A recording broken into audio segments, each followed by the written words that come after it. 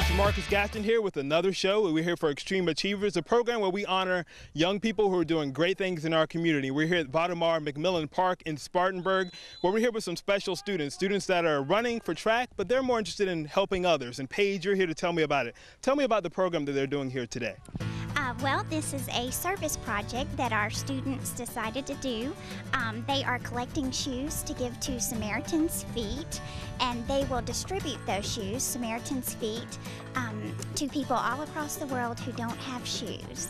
Yeah, let's talk about the need. I mean, there are people, millions of people around the world who don't have the things that we take for granted, shoes. Exactly, and this being a running sport, our runners have multiple pairs of shoes. Shoes that they can choose. Do I want to run in this pair or this pair today? And we appreciated that there are people across the world that have no shoes, that are dying actually from disease and injury. Right, and tell me about how this all evolved. Was it the coach who came up with the idea, or did the students kind of come up with themselves? Like, how did it all evolve? Well, we were at camp and another parent volunteer said, "Hey, I heard about this great service project. What do you think?" And she gave the service project information and all the kids said, "Absolutely, let's do it. Shoes are important. They're important to us and they're going to be important to these people across the world." Right, and how, I would imagine this would be a learning experience for these students here who, some who may not know that people around the country and around the world don't have the basics that we take for granted. Yes, and that hasn't been lost on them. I think they've really appreciated that things that we can go into a store, we can choose from hundreds of pairs, colors, styles, and that, you know, somebody's just going to get one pair of shoes and they're going to be thrilled with it. Right, and how many pairs of shoes have you guys gotten so far? We were hoping to get 100, and right now we're at 98. I think you'll take that. It's not quite 100, but, you know, it's great. And they also could donate money, is that correct? They can to Samaritan's Feet direct, and they can just look up that information at SamaritansFeet.org. So this is something that's going to continue even after today's track meet is over? Yes, absolutely, absolutely. If you could tell me a little bit, how many schools are present today? We have 14 schools here today, and they all brought shoes. We just shot them an email and said, "Hey guys, here's what we're doing, please help us," and they answered the call. We really appreciate it.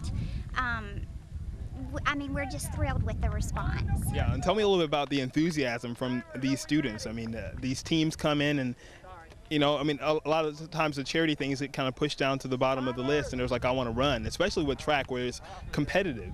Right. Well, they've been thrilled that they can actually do something, that they can gather together with other athletes in their sport and actually make a difference, not just come here and run and achieve for themselves and for their team, but actually do something for other people. We actually have about 33 runners on our team this year, and they all gave so much money toward buying new shoes.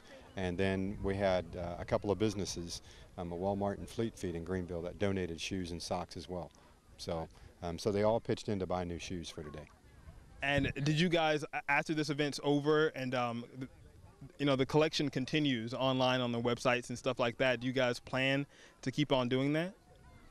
We didn't know about that, but we'll look into it. Yeah, I mean, that's a possibility because they're actually required to do so many service hours at their school, and so what they give back in time and donations to the community is huge anyway at that school. So, and knowing these young ladies and the guys that are on their team too, it wouldn't surprise me a bit if they, you know, look online and continue to help out. Next week at one of our meets, is it Cleveland Park, I think, with Greenville High, they're doing a can drive and Canned food drive. Canned food drive, right? So we're going to participate in that also. And why is service so important to you guys?